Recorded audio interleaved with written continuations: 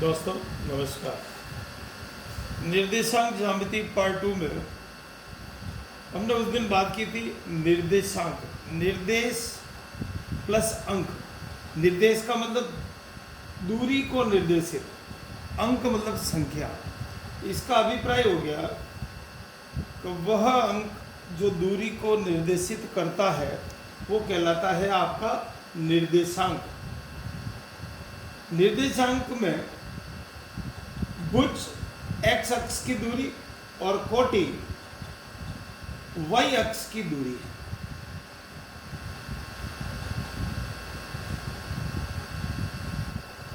ये चतुर्थांश, किसी तल को 4 भागों में बांटना चतुर्थांश कहलाता है। ये पहला भाग है 4 भाग में, इसको पहला चतुर्थांश कहते हैं। ये दूसरा भाग है और ये तीसरा और चौथा। यहाँ पर इस तरह से धनात्मक मान होंगे, ऊपर की ओर y के धनात्मक मान होंगे, इधर x के ऋणात्मक मान होंगे, नीचे की ओर y के ऋणात्मक मान होंगे। x पहले और चौथे चतुर्थांश में x का मान धनात्मक होगा, दूसरे और तीसरे में x का मान ऋणात्मक, पहले और दूसरे में y का मान धनात्मक, तीसरे और चौथे में y का मान ऋणात्मक होगा। प्रथम चतुर्थांश में x का मान होता है धनात्मक, y का मान होगा धनात्मक, दूसरे में x का मान ऋणात्मक है और y का मान धनात्मक, तीसरे में x और y दोनों के मान ऋणात्मक होंगे, चौथे में x का मान धनात्मक है और y का मान ऋणात्मक। सामान्य तौर पर इसको प्रथम चतुर्थांश x ओ y, आपका प्रथम चतुर्थांश हो गया x ओ y, दूसरा हो गया, दूसरा चतुर्थांश हो गया आपका y ओ x डैश, ये इसके बीच में आपका दूसरा भाग आएगा। तीसरा चतुर्थांश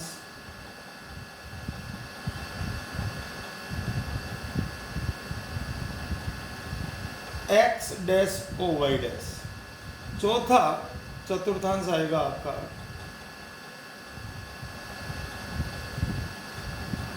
y डैश ओ x। इसमें प्रथम में दोनों धनात्मक, प्रथम में दोनों धनात्मक, x ऋणात्मक y धनात्मक, x और y दोनों ऋणात्मक, x धनात्मक। इसका मतलब x के जो मान आएंगे, अगर हम इसको ग्राफ में निर्देशित करेंगे दूरी को, तो ये पूरा एक ग्राफ पेपर मान लीजिए। तो ग्राफ में इस प्रकार की एक लाइनिंग करनी है। इस लाइनिंग के बाद आप x डैश बना लें, y और y डैश बना लें। जहां पर ये दोनों अक्ष कटती है, प्रतिच्छेद करती है, उसे कहते हैं मूल बिंदु। x अक्ष व y अक्ष जिस बिंदु पर प्रतिच्छेद करती है, प्रतिच्छेद मतलब काटना, दोनों आपस में कटेगी, उसे मूल बिंदु कहते हैं। बहुत सी बार ये बोर्ड की परीक्षाओं में प्रश्न आता है 1 नंबर का, तो मूल बिंदु के निर्देशांक क्या है, तो आपको इसमें ध्यान रखना है, उसे मूल बिंदु कहते हैं। इसके निर्देशांक होते हैं मूल बिंदु के 0 0 0 0। यहाँ पर जहाँ दोनों कट रहे हैं ये 0 0, ये मुख्य आपका आधार पॉइंट हो गया। इस 0 से सभी मान प्रारंभ होंगे, या 1 हो जाएगा, 2 हो जाएगा, 3 हो जाएगा, 5 4 5, ऊपर 1 2 3 4 5, आपके इधर लगभग 13 14 मान आएंगे, इधर भी 13 14, ऊपर 15 16 मान आएंगे, इधर नीचे भी 15 16। इस तरह से एवरेज आता है -1 -2 -3 -4 -5। हमारे निर्देशांक का अभिप्राय दूरी को निर्देशित करने वाले अंक। इसमें एक चीज विशेष ध्यान रखनी, मूल बिंदु का निर्देशांक 0 0।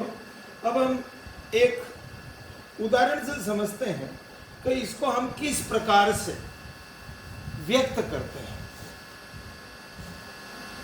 मान लीजिए इस तरह से अपन ने ये चतुर्थांश को व्यक्त कर दिया, x x dash y y dash, ये मूल बिंदु हो गया।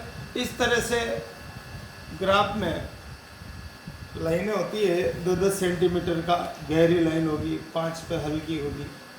हमको पैमाना लेना होता है, 1-1 सेंटीमीटर के ये ब्लॉक बने होते हैं, खंड बने होते हैं, खाने बने होते हैं, उसके आधार पर हम इसको निर्देशित करते हैं।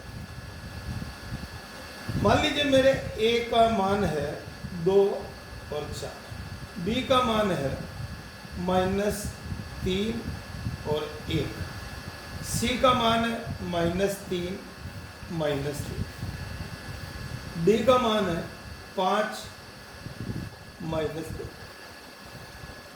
e का मान है 4 0। इस तरह से हम देखते हैं f का मान है मान लीजिए 0 3। इसमें a बिंदु में जो 2 और 4 इसके निर्देशांक हैं, पहला मान आपका x अक्ष का है जिसे भुज कहते हैं। इसका मतलब x अक्ष की दूरी 1 2 3 4 इस तरह से आप काउंटिंग लिख लेंगे, -1 -2 -3 4 5 -6, और भी आवश्यकता अनुसार इसको छोटा बड़ा किया जा सकता है। इसके लिए हम पैमाने का उपयोग करते हैं, लेकिन अभी हमने 1 सेंटीमीटर बराबर 1 इकाई काम में ली, ये y डैश।